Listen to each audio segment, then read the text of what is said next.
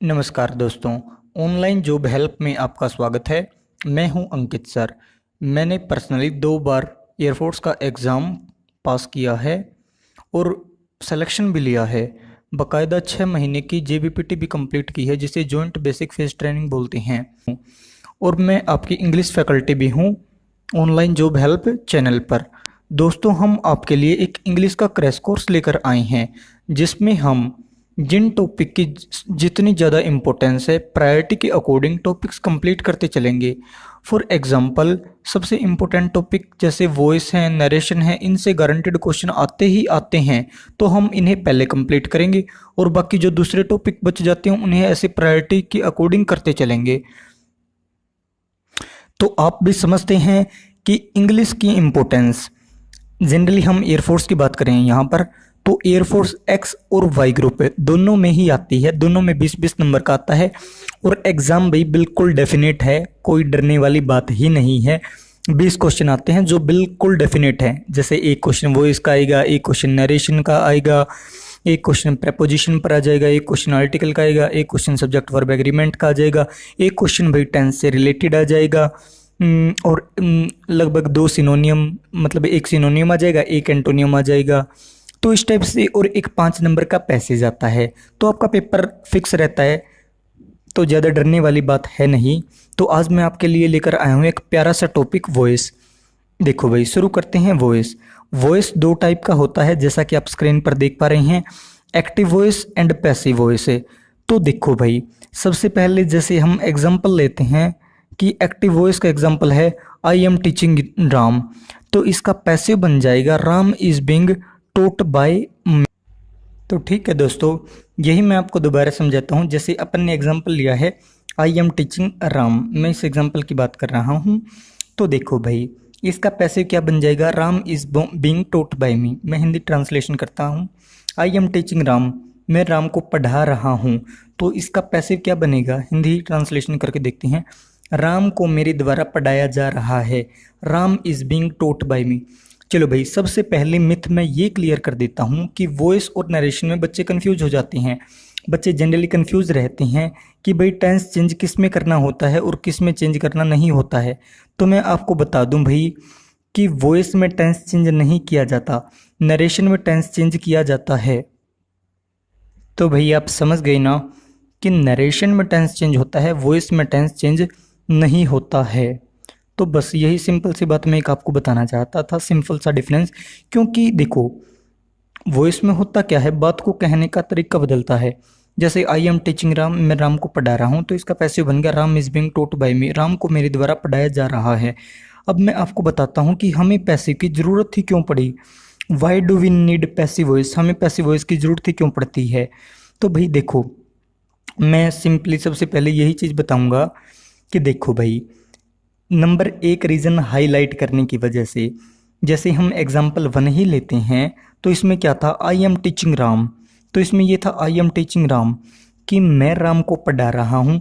यहाँ फोकस किस पे था, जब एक्टिव सेंटेंस बोल रहे थे तो आई पे फोकस था, मैं खुद पर फोकस रख रहा था कि आई एम टीचिंग राम, कि मैं राम को पढ़ा रहा हूँ। और जैसे ही मैंने इसका पैसिव बनाया, राम को मैं आगे ले आया, मैं राम पर फोकस डाल रहा हूँ, राम पर फोकस डाल रहा हूँ कि Ram is being taught by me, Ram को मेरे द्वारा पढ़ाया जा रहा है। तो सबसे पहली बात तो ये होती है कि हाईलाइट करने की, कि मैं किस पर फोकस डाल रहा हूँ, इसीलिए ज़रूरत पड़ी हमें पैसिव वॉइस की। दूसरी बात क्या होती है, सब्जेक्ट अननोन। जब सब्जेक्ट अननोन हो, जैसे ये दूसरा एग्जाम्पल मैंने एक लिया है, Taj Mahal is built in 16th century. तो इसमें ताजमहल 16वीं शताब्दी में बना, तो हमें किस सब्जेक्ट से कोई मतलब नहीं है। चाहे आपको सब्जेक्ट का पता भी नहीं हो कि शाहजहां ने ताजमहल को बनवाया था, तो भी आप सेंटेंस फ्रेम कर पा रहे हैं ना। तो ऐसे पैसिव वॉइस के थ्रू आप सेंटेंस तब भी फ्रेम कर सकते हैं जब आपको सब्जेक्ट का भी नहीं पता, क्योंकि यहाँ पर तो मतलब आपको उसका नहीं पता जिसने बनवाया था। यहाँ पर ताजमहल ही सब्जेक्ट है कि Taj Mahal is built in 16th century. तो इस तरीके से भी यूज हो जाता है भाई, कि जब सब्जेक्ट वेग हो या अननोन हो। तो मैं, ठीक है, कंसेप्ट शुरू करने वाला हूँ। आप ये तो समझ गए ना कि एक्टिव वॉइस और पैसिव वॉइस होता क्या है भाई, और दूसरा कि हमें पैसिव वॉइस की ज़रूरत ही क्यों पड़ी। अब मैं आपको ये सिखाऊंगा कि एक्टिव वॉइस से पैसिव वॉइस कैसे बनाया जाता है। तो चलिए दोस्तों, एक सिंपल सा कंसेप्ट है बी प्लस वर्ब की थर्ड फॉर्म। इसमें होता क्या है, ये आपको एक टैगलाइन याद रखनी है, जैसा देश वैसा भेष। इसका क्या मतलब है, आइए दोस्तों इसका मतलब समझाता हूँ। पैसिव वॉइस बनाते टाइम आप सिर्फ एक चीज़ याद रखिए, बी प्लस वर्ब की third form. Be plus verb की थर्ड फॉर्म, नंबर एक बात, पैसिव वॉइस में हमेशा ही मेन वर्ब की थर्ड फॉर्म आएगी, ठीक है। और बी की फॉर्म किस हिसाब से आएगी, बी की फॉर्म आएगी इस हिसाब से, जैसा देश वैसा भेष। तो देखो भाई, अगर प्रेजेंट का सेंटेंस है तो बी की प्रेजेंट फॉर्म लगा देना इज एम आर। अगर पास्ट का है तो बी की पास्ट फॉर्म लगा देना वाज वर। अगर कंटिन्यूस का है तो बी की कंटिन्यूस फॉर्म लगा देना बीइंग। अगर सेंटेंस परफेक्ट है तो बी की परफेक्ट फॉर्म लगा देना बीन। और अगर मॉडल है जैसे will, shall, can, could, may, might इत्यादि है तो लगा देना भाई बी।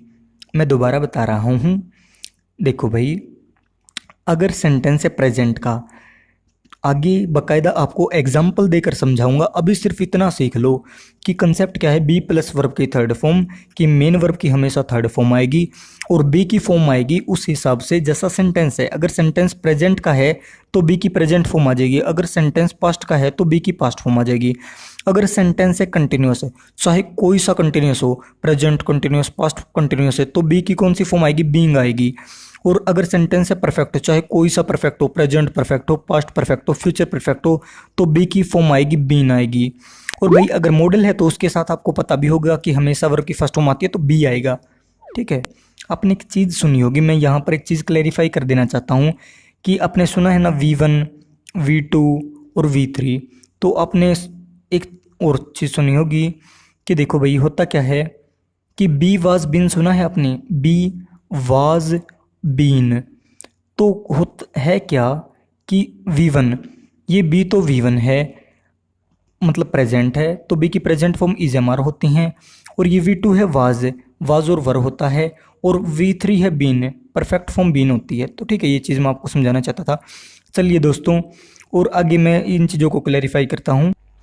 दोस्तों, इससे पहले कि मैं आपको सारे एग्जांपल्स देकर समझाऊं, इससे पहले मैं आपकी थोड़ी सी टेंस की अंडरस्टैंडिंग बनाना चाहूँगा। टेंस होता क्या है बच्चों, टेंस तीन टाइप का होता है, ठीक है भाई। टेंस अपना तीन टाइप का होता है, प्रेजेंट, पास्ट और फ्यूचर, ठीक है भाई। हर एक के होता क्या है फिर, हर एक के चार पार्ट होते हैं, प्रेजेंट के भी चार पार्ट। ये चलो चार पार्ट डिस्कस कर लेते हैं, इंडेफिनिट, कंटिन्यूअस, परफेक्ट और परफेक्ट कंटिन्यूअस है। हर एक के चार पार्ट, जैसे प्रेजेंट की बात करें तो प्रेजेंट इंडेफिनिट, प्रेजेंट कंटिन्यूअस है, प्रेजेंट परफेक्ट और प्रेजेंट परफेक्ट कंटिन्यूअस है। इसी तरह से पास्ट का सीन है कि past indefinite, past continuous, past perfect continuous है। और सेम सिनेरियो पर फ्यूचर चलेगा भाई, future indefinite, future continuous, future perfect continuous है। अब आइए दोस्तों, मैं आपको इस चीज़ को बताता हूँ। देखिए भाई, ये 12 के 12 पार्ट मैंने लिखे हैं कि प्रेजेंट इंडेफिनिट है। देखो भाई, तो चार, जैसे चार पार्ट प्रेजेंट के, चार पास्ट के और चार फ्यूचर के, तो टोटल 12 हो गए। देखिए, present indefinite, present continuous, present perfect continuous है। इनमें से चार का पैसिव वॉइस नहीं बनता भाई। एक तो प्रेजेंट परफेक्ट कंटिन्यूअस का नहीं बनता, बताऊंगा ये क्यों नहीं बनता आगे। एक पास्ट परफेक्ट कंटिन्यूअस का नहीं बनता, एक फ्यूचर कंटिन्यूअस का नहीं बनता और एक फ्यूचर परफेक्ट कंटिन्यूअस का नहीं बनता। और भाई मैं आपको 12 पार्ट के बारे में बता रहा था, तो आप समझ गए होंगे कि चार चार सब के हो गए। ये यहाँ पर मैंने लिख भी रखे हैं, इलेबोरेट कर रखे हैं। प्रेजेंट इंडेफिनिट, प्रेजेंट कंटिन्यूअस है, प्रेजेंट परफेक्ट कंटिन्यूअस है, past indefinite, past continuous, past perfect continuous, future indefinite, future continuous, future perfect continuous है। हर एक बता रखा है। आइए दोस्तों, मैं आगे और चीज़ों को बताता हूँ आपको कि अब सबके एग्जाम्पल दूंगा और अच्छे तरीके से बताऊंगा कि बनता कैसे है। तो दोस्तों आइए शुरुआत करते हैं प्रेजेंट से। सबसे पहले आपको याद रखना है बी प्लस वर्ब की थर्ड फॉर्म। तो देखो भाई, जैसे पहला एग्जाम्पल ले रहा हूँ मैं, ही राइट्स ए बुक, वह एक पुस्तक लिखता है। तो प्रेजेंट है, कोई डाउट नहीं। सेंटेंस को देखकर पता चलता है कि अगर आपको बेसिक नॉलेज भी है तो आप समझ जाओगे कि प्रेजेंट का सेंटेंस है। तो देखो भाई, मैंने क्या बोला था, प्रेजेंट में बी की प्रेजेंट फॉर्म आती है इज एम आर। अगर सेंटेंस प्रेजेंट का है तो बी की भी प्रेजेंट फॉर्म आएगी। मैंने बोला था जैसा देश वैसा बेस। अगर सेंटेंस प्रेजेंट का है तो बी की भी प्रेजेंट फॉर्म ही आएगी, और बी की present form is am are होती हैं, और ए बुक के हिसाब से इज आएगी। तो a book is written by him. आपको पता ही है कि पैसिव वॉइस में होता क्या है कि भाई ये जो ऑब्जेक्ट है ये उठ के आ गया ए बुक आ गया, और भाई इज बी की फॉर्म सेंटेंस के हिसाब से आ गई, और मेन वर्ब की हमेशा थर्ड फॉर्म ही होती है, रिटन है, और बाय हिम ये ही सब्जेक्ट उठ के पीछे आ जाता है। तो आइए दोस्तों इसी तरह से करते हैं सेकंड एग्जांपल। भाई सेकंड एग्जांपल अपना क्या है, ही इज राइटिंग ए बुक, वह एक पुस्तक लिख रहा है। तो हिंदी ट्रांसलेट करके देखो, इसका पैसिव वॉइस क्या बनेगा, a book is being written by him, एक पुस्तक उसके द्वारा लिखी जा रही है। तो ठीक है, तो भाई मैं दोबारा वो बात रिमाइंड करवाना चाहूँगा कि टेंस चेंज नहीं हुआ ना, तो कभी भी पैसिव वॉइस बनाते टाइम टेंस चेंज मत कर देना, टेंस चेंज नरेशन में होता है। तो आइए दोस्तों इसका कैसे बना वो आपको मैं बताता हूँ। ए बुक था अपना उठ के आगे आ गया ए बुक है, इज है हेल्पिंग वर्ब इज ही रह गई। बी की कौन सी फॉर्म लगाएं, सेंटेंस को देखकर पता चलता है कि सेंटेंस प्रेजेंट कंटिन्यूअस का है, तो अगर कंटिन्यूअस का है तो बी की कंटिन्यूअस फॉर्म आ जाएगी जो कि बीइंग होती है, और भाई मेन वर्ब की हमेशा थर्ड फॉर्म आती है, और बाय हिम ये ही आगे उठ के पीछे चला गया, आगे से पीछे चला गया, बाय हिम हो गया। ठीक है दोस्तों, ये चीज़ भी आप समझ गई कि he is writing a book का पैसिव बन गया a book is being written by him. Concept अपना वही है B+V3। आइए दोस्तों अब थर्ड क्वेश्चन करते हैं।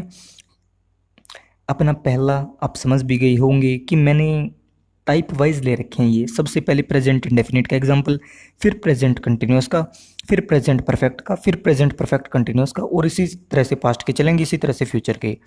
तो आइए दोस्तों थर्ड करते हैं। He has written a book, वह एक पुस्तक लिख चुका है। तो इसका क्या बनेगा, हिंदी ट्रांसलेट करके देखते हैं। हिंदी ट्रांसलेशन में वॉइस क्या बनेगा, पैसिव वॉइस, कि एक पुस्तक उसके द्वारा लिखी जा चुकी है। तो वही है भाई, ए बुक था उठ के आगे आ गया ए बुक, क्योंकि हम इस पर फोकस डालना चाहते हैं। हैज़ हेल्पिंग वर्ब है, हैज़ ही आ गई। अब परफेक्ट है दोस्तों, ये प्रेजेंट परफेक्ट है, तो परफेक्ट है तो बी की परफेक्ट फॉर्म हमने लगा दी बीन, आ गया भाई। मेन वर्ब की हमेशा थर्ड फॉर्म आती है, रिटन आ गया, तो और ही पीछे उठ के चला गया, बाय हिम बन गया, बस बात खत्म। अब इसी तरह से दोस्तों करते हैं हम फोर्थ। देखो भाई इसका क्या है, he has been writing a book since morning, वह सुबह से एक पुस्तक लिख रहा है। तो दोस्तों देखो बनाने की हमने कोशिश की, इसका पैसिव वॉइस नहीं बनता। अब बताता हूँ कि क्यों नहीं बनता, चलो ट्राई करते हैं बनाने की। ए बुक उठा के आगे लिख दिया, हैज़ बिन हेल्पिंग वर्ब थी, हैज़ बिन आ गई। तो देखो दोस्तों बी की परफेक्ट फॉर्म बीन आ गई, और यहाँ पर राइटिंग है ING लगा है, तो बी की कंटिन्यूस फॉर्म भी दिखानी होगी, तो बी की कंटिन्यूस फॉर्म बीइंग। अब बीन और बीइंग दोनों कैसे आ सकते हैं भाई, एक साथ नहीं आ सकते, तो इसका नहीं बन सकता, किसी भी परफेक्ट कंटिन्यूस का नहीं बन सकता, ना प्रेजेंट परफेक्ट कंटिन्यूस का, ना पास्ट परफेक्ट कंटिन्यूस का, ना फ्यूचर परफेक्ट कंटिन्यूस का, और फ्यूचर कंटिन्यूस का भी नहीं बनता है। वो मैं आपको वहाँ पर बताऊंगा कि क्यों नहीं बनता है, रीज़न सेम है, आप देख लेना वहाँ पर भी अच्छी तरह से। चलिए दोस्तों पास्ट को शुरू करते हैं। पास्ट का अपना वही फंडा B+V3 सब। तो देखिए पहला सेंटेंस है ही रोट ए बुक, उसने एक पुस्तक लिखी। तो भाई इसका क्या बन जाएगा, a book was written by him. क्यों बन जाएगा, पहली बात वर्ब की थर्ड फॉर्म ही आती है, फंडा ही है अपना, मेन वर्ब की थर्ड फॉर्म आती है, मैंने बोल रखा है। मेन वर्ब की थर्ड फॉर्म रिटन लगा दी, ए बुक आगे उठ के आ गया, कोई दिक्कत नहीं, ही का बाय हिम पीछे चला गया। अब वाज आ गया क्योंकि पास्ट था, मैंने बोला था अगर पास्ट है तो बी की पास्ट फॉर्म वाज आ जाएगी। बी की पास्ट फॉर्म वाज और वर होती हैं, लेकिन ए बुक के साथ वाज आएगा। ठीक है दोस्तों आइए सेकंड करते हैं। ये पास्ट इंडेफिनिट का है, जैसे मैंने पहले सीरीज में करवाए थे, ये इंडेफिनिट, ये कंटिन्यूअस, ये परफेक्ट कंटिन्यूअस। ठीक है दोस्तों सबसे पहले अब करते हैं अपना पास्ट इंडेफिनिट हो गया, पास्ट कंटिन्यूअस करते हैं। He was writing a book, वह एक पुस्तक लिख रहा था। तो ठीक है वही सेम बन जाएगा, ए बुक उठ के आगे आ जाएगी भाई, वाज हेल्पिंग वर्ब है, वाज रह जाएगा, और कंटिन्यूस है, राइटिंग से पता चलता है कि कंटिन्यूस है ING देख के, तो भाई बी की कंटिन्यूस फॉर्म आ जाएगी जो कि बीइंग होती है, मेन वर्ब की थर्ड फॉर्म आएगी रिटन, और by him as it is. ठीक है दोस्तों आइए अब करते हैं पास्ट परफेक्ट है। He had written a book, वह एक पुस्तक लिख चुका था। तो भाई वही है, परफेक्ट है, पास्ट परफेक्ट है, तो परफेक्ट है तो बी की परफेक्ट फॉर्म आ जाएगी जो कि बीन होती है, ये आ गई। बाकी वही सेम है, ए बुक उठ के आगे आ गया, हैड हेल्पिंग वर्ब थी वो ऐसे ही आ गई, और भाई रिटर्न अपना पहले ही वर्ब की थर्ड फॉर्म लगी हुई है तो रिटर्न ही है, और बाय हिम ही का पीछे उठ के बाय हिम आ गया। चलिए दोस्तों फोर्थ और करते हैं। Fourth, he had been writing a book since morning, वह सुबह से एक पुस्तक लिख रहा था। तो हमने कोशिश की लेकिन इसका नहीं बनता है। आइए बताओ, वही रीज़न है पीछे वाला भाई। बनाने की कोशिश की, ए बुक को आगे उठा के ले आई, हैड बिन हेल्पिंग वर्ब थी, हैड बिन आ गई भाई, बीन भी यूज़ हो गई जो कि बी की परफेक्ट फॉर्म है, और बीइंग भी यूज़ हो गई जो बी की कंटिन्यूस फॉर्म है। तो दोनों एक साथ थोड़ी आएंगी, बी की दोनों फॉर्म एक सेंटेंस में यूज हो जाएंगी, एक सिंगल सेंटेंस में नहीं होंगी। तो ऐसा नहीं हो सकता, इसीलिए परफेक्ट कंटिन्यूस का पैसिव वॉइस नहीं बनता है। आइए दोस्तों अब इसी तरह से फ्यूचर भी करते हैं। फ्यूचर में अपना वही B+V3 फॉर्मूले फंडे को तुम याद रखना, बस क्वेश्चन होते चले जाएंगे। B+V3, he will write a book. तो भाई सिंपल सी बात है, he will write a book, वह एक पुस्तक लिखेगा। He will write a book, तो a book will be written by him. मैंने आपको बोला था कि मॉडल में क्या होता है, वर्ब की फर्स्ट फॉर्म आती है, बी ही रह जाता है। तो मॉडल का स्ट्रक्चर क्या होता है मैं आपको बताता हूँ। Modal plus be plus verb की थर्ड फॉर्म, बी ही आएगा उसमें, modal plus be plus verb की थर्ड फॉर्म। तो आप समझ गए ना। ठीक है दोस्तों, लीजिए इसी चीज़ को मैं एग्जाम्पल्स के थ्रू आपको समझाने की कोशिश करता हूँ। पूरे फ्यूचर को लेते हैं भाई। पूरे फ्यूचर को देखिए, ये लिया हमने फ्यूचर इंडेफिनिट का, ही विल राइट अ बुक, तो सेम है, ए बुक को उठा के आगे ले आई, विल हेल्पिंग वर्ब थी वो एज इट इज़ आ गई। तो बी की आपको पता है कि शैल और विल मॉडल होते हैं, तो बी ही आ गया भाई, विल के साथ बी ही आ गया। और भाई मेन वर्ब की हमेशा थर्ड फॉर्म आती है पैसिव वॉइस में, तो रिटर्न आ गया, ही का पीछे उठ के बाय हिम बन गया, कोई दिक्कत वाली बात नहीं है। अब आते हैं फ्यूचर कंटिन्यूस पे। फ्यूचर कंटिन्यूस पे क्या है भाई, he will be writing a book, वह एक पुस्तक लिख रहा होगा। तो वही हमने किया कोशिश बनाने का, लेकिन बना नहीं। आइए देखते हैं, ए बुक उठ के आगे आ गया, विल बी हेल्पिंग वर्ब थी, विल बी आ गई भाई। कंटिन्यूटी को शो करने के लिए हमें बी की कंटिन्यूस फॉर्म लगानी पड़ी, बीइंग। तो देखो दोस्तों, बी भी आ गया और बीइंग भी आ गया, क्या ऐसा पॉसिबल है? नहीं है भाई। तो इसीलिए फ्यूचर कंटिन्यूस का पैसिव वॉइस नहीं बनता। आइए दोस्तों करते हैं थर्ड, फ्यूचर परफेक्ट कंटिन्यूस, तो अपना फोर्थ है, इसका भी नहीं बनता। और फ्यूचर परफेक्ट करते हैं। आइए दोस्तों सबसे पहले फ्यूचर परफेक्ट ही करते हैं। He will have written a book, वह एक पुस्तक लिख चुका होगा। तो ए बुक को उठा के आगे ले आई, a book, will have helping verb है वो विल हैव आ गई भाई, हैव के साथ वर्ब की थर्ड फॉर्म बीन आती, क्यों परफेक्ट है, तो परफेक्ट है तो बी की परफेक्ट फॉर्म बीन आएगी, मेन वर्ब की थर्ड फॉर्म आएगी, रिटर्न आ गई, और ही का बाय हिम उठ के पीछे चला गया। ठीक है, हो गया दोस्तों ये भी। आइए अब लास्ट करते हैं, इसके बाद हमारा पैसिव वॉइस कंप्लीट ही हो जाएगा। दोस्तों फोर्थ, फ्यूचर परफेक्ट कंटिन्यूस है भाई। इसमें क्या है, he will have bin writing a book since morning, वह सुबह से एक पुस्तक लिख रहा होगा। तो दोस्तों इसका नहीं बनता है, बनाने की कोशिश करेंगे, देख लेते हैं एक बार। ए बुक को उठा के आगे ले आए, will have been helping verb थी, will have been copy paste मार दिया, और भाई बीन भी आ गया, और कंटिन्यूटी को शो करने के लिए बीइंग भी आ गया। तो बी की दोनों फॉर्म एक सिंगल सेंटेंस में थोड़ी यूज हो सकती हैं, तो इसलिए नहीं बनता इसका। ठीक है दोस्तों, अब भाई मैं आपको एक छोटा सा कंसेप्ट और छूट गया वो और बताना चाहता हूँ, पैसिव वॉइस पूरा ही हो जाए बस। देखो भाई, एक होता है 2+V1 बना, इन्फिनेटिव, इन्फिनेटिव बोलते हैं इसे। तो भाई इसका पैसिव वॉइस कैसे बनाया जाता है, इसका पैसिव वॉइस कैसे बनाया जाता है, चलो यही डिस्कस करते हैं। इसका पैसिव वॉइस बनाया जाता है भाई कैसे, 2+V1 को 2+B प्लस वर्ब की थर्ड फॉर्म, ये होता है इसका पैसिव वॉइस। ठीक है भाई, चलो एग्जांपल लेकर समझाता हूँ आपको शांति से। जैसे भाई ऊपर अपना लिखा हुआ है ये कि I am to do it, मुझे यह करना होगा। ठीक है, इट इज़, तो इसका बन जाएगा, इट आगे आ गया, इट के साथ इज आएगा, 2+B प्लस वर्ब की थर्ड फॉर्म आपको दिखाई दे रहा होगा, 2+B प्लस वर्ब की third form, 2+B plus done, तो ऐसे बनता है। यही सेम चीज़ यहाँ पर लिख रखी है कि 2+V1 का passive voice 2+B plus verb की थर्ड फॉर्म बनता है। और एक और अंडरस्टैंडिंग की बात है, 2+V1 का पैसिव वॉइस हमेशा भाई एक कंडीशन है, थोड़ा सा गहराई से समझना है इस चीज़ को, ये एक्सेप्शन है भाई, मतलब आता नहीं है ऐसी चीज़ें, जनरली एग्जामिनर पूछता नहीं, वो आपको टेंस में ही रखता है। अगर हम डिफेंस की बात करें तो ऐसे क्वेश्चन जनरली सीजीएल या कैट के एग्ज़ाम में तो आ जाते हैं, लेकिन फिर भी मैंने सोचा कि आपको कंसेप्ट बता ही दूँ। तो भाई है क्या, 2+V1 का सब्जेक्ट है, अगर उससे पहले मेंशन किया गया है तो 2+B प्लस वर्ब की थर्ड फॉर्म उसका पैसिव वॉइस बनेगा, नहीं तो नहीं बनता है। जैसे ये एग्जांपल दे रखा है, the teacher give me a book to read. तो टू रीड से पहले क्या उसका सब्जेक्ट दिया गया है कि उसे कौन पढ़ेगा, नहीं दिया ना। तो इसका 2+B+3 नहीं बना पैसिव वॉइस। इस बात को समझ लेना। अगर समझ में नहीं आ तो मेरे भाई छोड़ देना, कोई ज़रूरत नहीं है परेशान होने की। टाइम के साथ अपने आप समझ जाओगे इस चीज़ को, ठीक है। और ज़्यादा इंपॉर्टेंट भी नहीं है, और जनरली एयरफोर्स वगैरह में तो बिल्कुल नहीं पूछी जाती भाई। एक ये क्वेश्चन देख लो, has have plus had to plus V1 होता है। तो इसमें होता क्या है, जैसे मैं बोल दूँ I have to finish this work, मुझे यह काम खत्म करना होगा, तो भाई इसका क्या बनेगा, this work has to be finished by me. तो होता क्या है, एक्टिव वॉइस में has have to plus V1 का पैसिव वॉइस बन जाता है has have plus to plus be plus verb की थर्ड फॉर्म। वही है ना, देखो देखने की कोशिश करो एक बार। ऊपर टी 2+V1 है और नीचे क्या है 2+B+V3, वही है जो ऊपर समझाता। कोई ज़्यादा दिक्कत वाली बात नहीं है।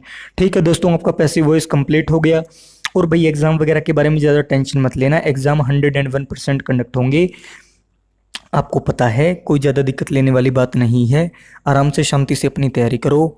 सिलेबस ज़्यादा मुश्किल नहीं है, आसानी से और चंद दिनों में ही कंप्लीट हो जाएगा। हम लगभग 1-1.5 महीने में एक क्रैश कोर्स को कंप्लीट कर देंगे बिल्कुल आसानी से, ठीक है।